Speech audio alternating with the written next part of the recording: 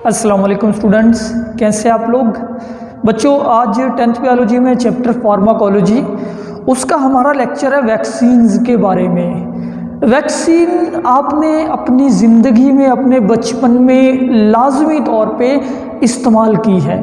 आपको हिफाजती टीके लगे थे बचपन में, वो बच्चों क्या होते हैं, वो बच्चे वैक्सीन होते हैं। आजकल भी आप ऐलान सुनते हैं गांव के अंदर कि हिफाजती टीके वाले आ गए हैं, अपने 14 माह से कम उम्र बच्चों को हिफाजती टीके लगवाएं।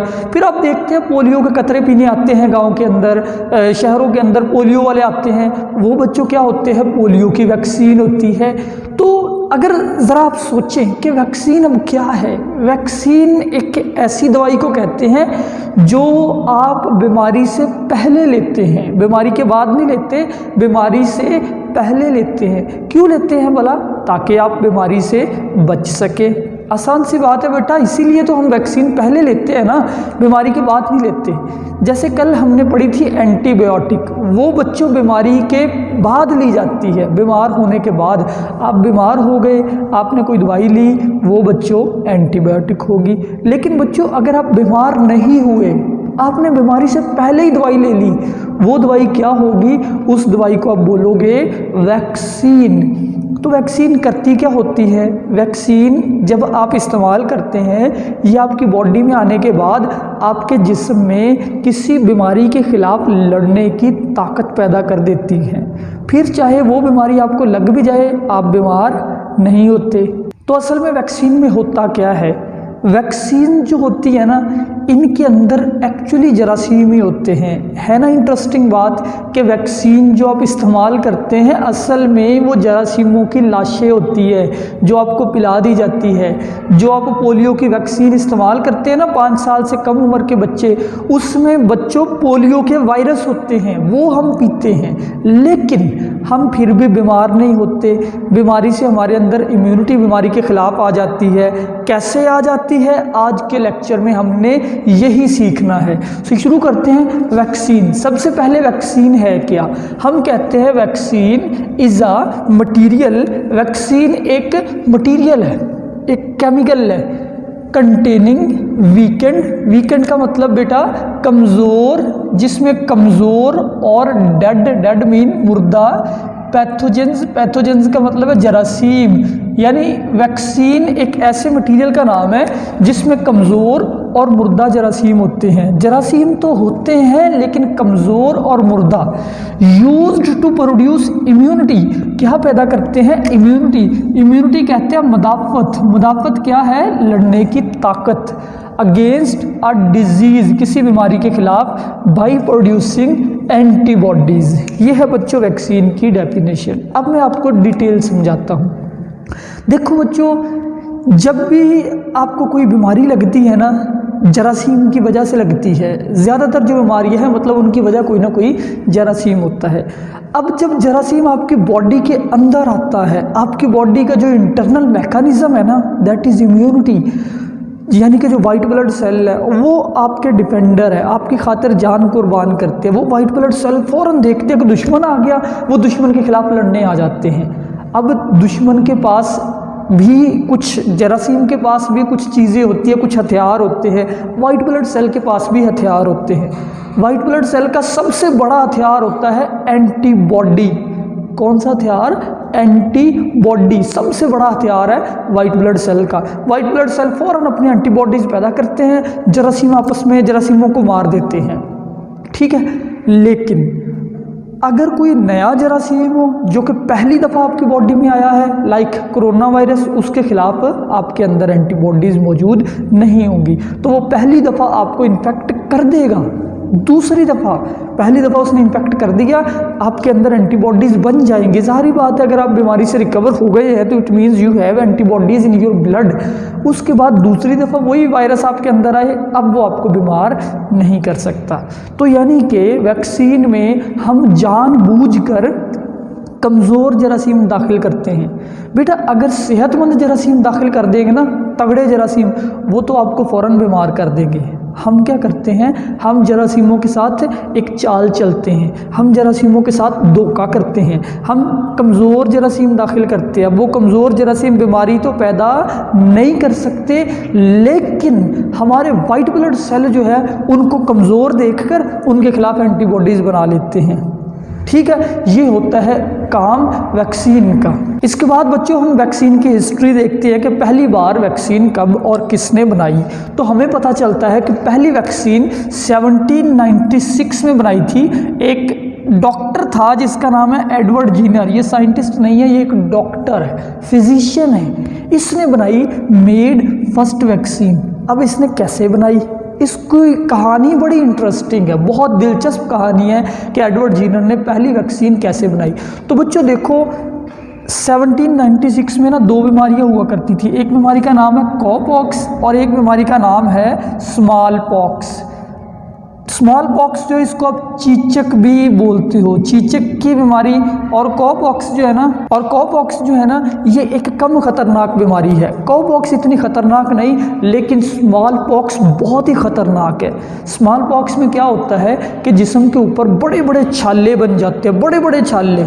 ठीक है, वो छाले बड़े बड़े फोड़े बना देते हैं और बाद में इंसान की डेथ भी हो सकती है। यह है स्मॉल पॉक्स।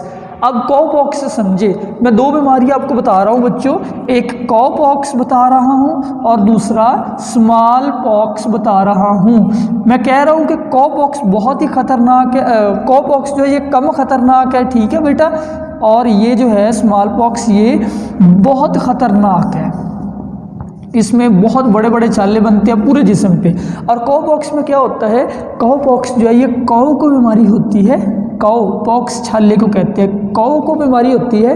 कौ के जो थन होते हैं ना, थन जहाँ से दूध निकालते हैं वहाँ पे छाले बनते हैं। और कभी कभी जो मवेशी जो दूध निकालने वाला बंदा होता है उसके हाथों के ऊपर भी छाले बन जाते हैं।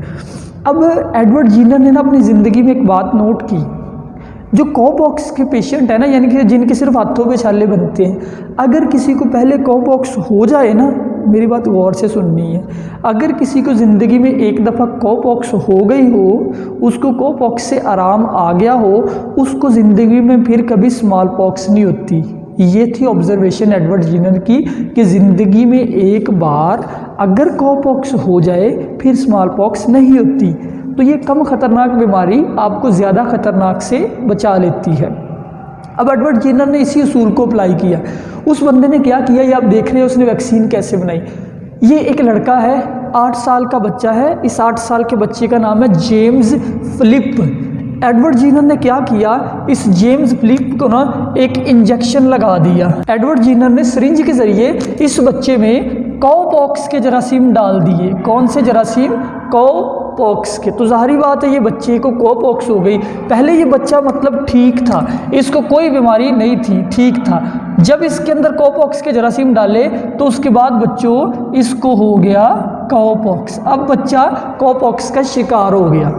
कब, जब इसके अंदर कॉपॉक्स के जरासीम डाले गए। और जरासीम कहाँ से लिए एडवर्ड जीनर ने, एडवर्ड जीनर ने जो कॉपॉक्स के पेशेंट थे उनके फोड़े से पीप भर ली, टीके के अंदर फोड़े में पीप भरी और टीका लगा दिया। इस 8 साल के बच्चे को, बच्चा बीमार हो गया। उसके बाद एडवर्ड जीनर ने क्या किया, उसके बाद एडवर्ड जीनर ने कॉपॉक्स के बाद इसी बच्चे को स्मॉल पॉक्स का टीका लगा दिया। तो अब इसमें स्मॉल पॉक्स जब इंजेक्ट किए गए, जो कि एक ख़तरनाक बीमारी है, बच्चा कॉपॉक्स से ठीक हो चुका था। अब बच्चा अगेन क्या था, बच्चा नॉर्मल था। जब इसको स्मॉल पॉक्स का टीका लगाया तो बच्चा तब भी नॉर्मल ही रहा और इसको कुछ भी नहीं हुआ, ये बीमार नहीं हुआ। इसका मतलब है कि कॉपॉक्स से इन्फेक्ट होने के बाद बच्चे में क्या आ गई, बच्चे में आ गई immunity. So this is first vaccine. और जो मटेरियल यूज़ किया गया वो वैक्सीन है। और ये मेथड जो है इसको वैक्सीनेशन बोलते हो। This method is known as vaccination. और जो मटेरियल यूज़ किया दैट इज कॉल्ड वैक्सीन। तो दुनिया की पहली वैक्सीन बन गई, किसने बनाई, एडवर्ड जीनर ने। तो वैक्सीन एडवर्ड जेनर ने बना ली, इसके बाद इसने और भी बहुत सारे पेशेंट को ऐसे ठीक किया, यानी कि तकरीबन इसने 25-30 पेशेंट पे बाद में अप्लाई किया यही तजर्बा, और ये कामयाब रहा, ये दुनिया की पहली वैक्सीन बन गई। अब बच्चों एक इंटरेस्टिंग बात बताता हूँ, एक्चुअली जो लफ्ज़ वैक्सीन है ना, वैक्सीन इट मीन काउ, इसका लिटरल मीनिंग क्या है, काउ। लेटिन लैंग्वेज में इसका मतलब होता है काउ। तो पहली जो वैक्सीन बनाई गई थी वो किस मटेरियल से बनाई गई थी, कॉपॉक्स से। दैट इज़ वाई के vaccine is known as vaccine, क्योंकि लेटिन लैंग्वेज में वैक्सा काउ को कहते हैं, और जो पहली वैक्सीन बनाई गई थी वो क्या थी, वो कॉपॉक्स के पीप थी, तो कॉपॉक्स से ली गई थी। That is why it is known as vaccine. Next बच्चे हमारे पास है कि हाउ वैक्सीन वर्क, वैक्सीन कैसे काम करती है। तो काफ़ी हद तक मैं बता चुका हूँ, अब मैं दोबारा बताता हूँ। Pathogens contain special protein which is called antigen. जो जरासीम होते हैं, लाइक कोई भी वायरस, कोई भी बैक्टीरिया, उसके पास एक ख़ास प्रोटीन होती है, दैट इज़ कॉल्ड एंटीजन। क्या कहते हैं उसको, एंटीजन। अब वो एंटीजन जब जानदार की बॉडी के अंदर आता है, लाइक हम यहाँ पे एक और इंसान बना लेते हैं, ठीक है बच्चों, ये ना एक इंसान है, अब इस इंसान के अंदर एक एंटीजन आ गया, लाइक एंटीजन कौन सा, ये बच्चों जरासीम है, ये जरासीम इस इंसान की बॉडी के अंदर आ गया, ठीक है बच्चों। अब बना लेते हैं कि यहाँ पे इस इंसान की बॉडी में ये आ गया जरासीम। अब जरासीम के पास क्या होते हैं, एंटीजन। जैसे ये जरासीम बॉडी में आया, हमारी बॉडी के जो डिफेंडर है, that is white blood cell, फ़ौरन वो हरकत में आ जाते हैं। उनको लगता है दुश्मन आ गया, लड़ाई शुरू कर देते हैं, दुश्मन से लड़ते हैं, और लड़ने के दौरान वाइट ब्लड सेल जो एंटीजन होता है, एंटीजन के जवाब में एक चीज़ बनाते हैं जिसको बोलते हो एंटीबॉडी। एंटीजन के जवाब में क्या बनाते हैं, antibody. When antigen enter into blood, host immune system, host यानी कि जिस जानदार में एंटीजन आए उसका इम्यून सिस्टम प्रोड्यूस एंटीबॉडीज विच डिस्ट्रॉय पैथोजन, वो पैथोजन को मार देते हैं। तो मतलब मिसाल के तौर पे ये समझ लीजिए हमारा वाइट ब्लड सेल है, ये वाइट ब्लड सेल बच्चों क्या पैदा करता है, ये बहुत सारी एंटीबॉडीज़ बनाता है। अब ये समझ लो एंटीबॉडीज़ है, ये एंटीबॉडीज़ इसके साथ जुड़ती है और इसको तबाह कर देती है, एंटीजन को यानी पैथोजन को मार देती है। यूँ जरासीम मर गया, लेकिन इसके साथ साथ हमारी बॉडी में कुछ पैदा हो जाते हैं मेमोरी सेल। एंटीबॉडी खुद भी ख़त्म हो जाती है, एंटीबॉडी जरासीम को मारने के बाद फ़ौरन खुद भी ख़त्म हो जाती है, लेकिन साथ पैदा हो जाते हैं कुछ मेमोरी सेल।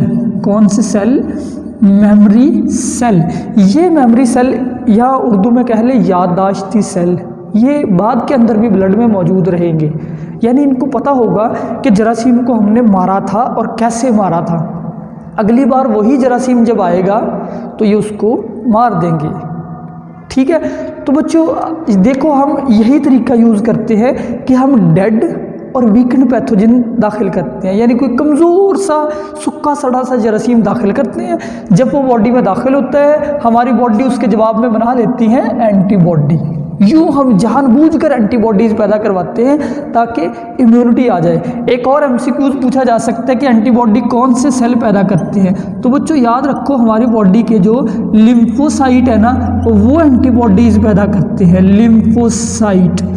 और वैक्सीन के हवाले से साइड पे एक टेबल लिखा हुआ है कि वैक्सीन ज़्यादातर जो है वो मुंह से दी जाती है, जैसे पोलियो के कतरे, लेकिन कुछ वैक्सीन नाक के ज़रिए भी दी जाती है, कुछ इंजेक्शन के ज़रिए भी। इसके अलावा वैक्सीन और भी कई तरीके की होती है, लाइक कुछ वैक्सीन का असर सारी ज़िंदगी रहता है।